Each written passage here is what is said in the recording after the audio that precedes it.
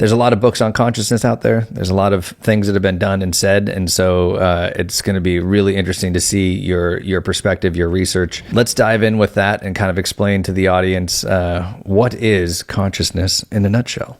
So the quick pitch would be, if you've seen the TV series Cosmos, this is kind of like Cosmos, but for the brain, and it's also a book.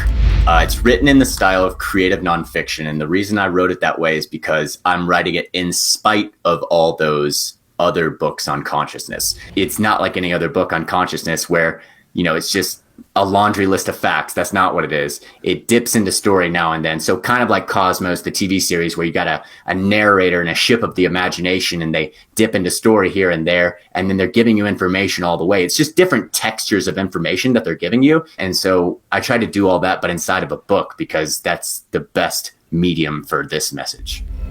You're an actor, so I'm sure you've probably read An Actor Prepares, maybe, by Stanislavski. Yeah. Okay. So that is a perfect example of creative nonfiction, because he ended up publishing 3 narratives, and they were all written from the perspective of a student attending a fictional acting school. And they're learning from a guy named Tortsov. And reading this thing, you're like, Tortsov is Stanislavski. And this person named Kotsya, who, you're reading his diary, you realize he's really like a young Stanislavski. And so by teaching how to recreate a psyche in this way, Stanislavski found that he could expose more of these psychological elements to acting than any textbook ever could.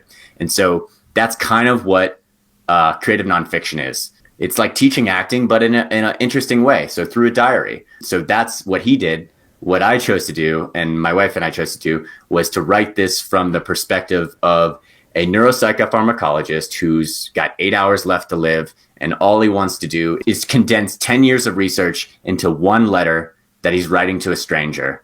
And so, it's like, I'm just going to tell you everything I know about the subject of consciousness in 8 hours or less. And I'm doing it, so maybe you'll do me a favor, and maybe I can ask you a question. He's trapped in a room with no doors or windows, no way out.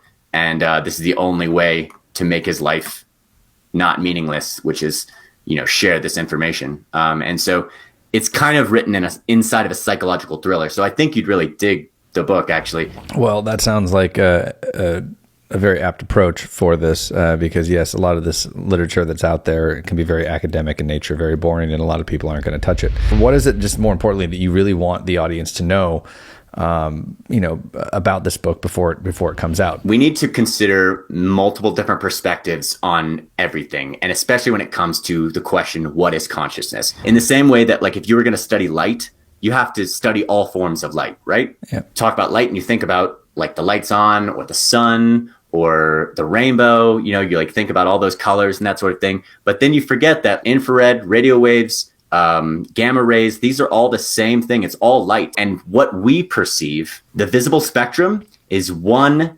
trillionth of the entire electromagnetic spectrum. Yeah. 1/10 trillionth. And we think we know what color is. We think we know what vision is. Yeah. Or what light is. And so the whole idea is like, you can't not study altered states of consciousness. And if you're reading a book that doesn't talk about altered states of consciousness and doesn't talk about psychedelics or anything like that, they're doing you a disservice, because they're not giving you the full picture.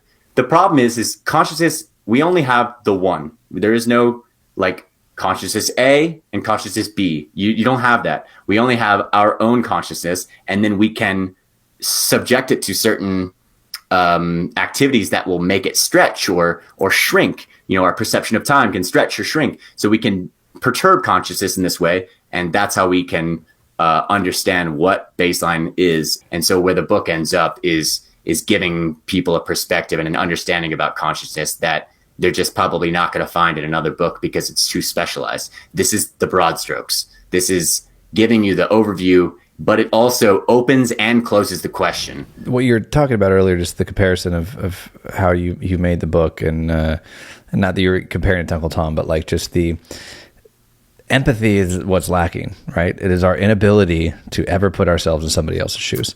Mm-hmm. And as soon as we're able to do that, I think we will solve many of the problems on Earth.